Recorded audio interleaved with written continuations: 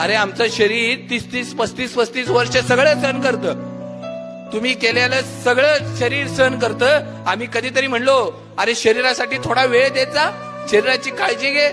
आम्ही बघत नाही शरीराला, कधी आम्ही वेळ देत नाही. पण दुर्दैवानं जर आयसीयू मध्ये गेला आणि जर शेवटच्या क्षणात असाल ना, तर बाहेर येऊन डॉक्टर सांगतात आम्ही सगळे उपचार केले पण आता आमच्या हातात काय राहिलं नाही. एक तर देवाच्या हातात आणि दुसरं जर ह्या पेशंटनं साथ दिली ना तर त्याच्या हातात. अरे जर त्या शरीरानं साथ दिली, जर त्याच्या हातात असेल तर थोडासा वेळ त्या शरीराला द्या ना. उद्या दुर्दैवाने एवढे पैसे कमवलेत आणि त्याचा जर आनंदच घेता आला नाही. कोट्यावधी रुपये आहेत आमच्याकडं, कोट्यावधी रुपये आहेत.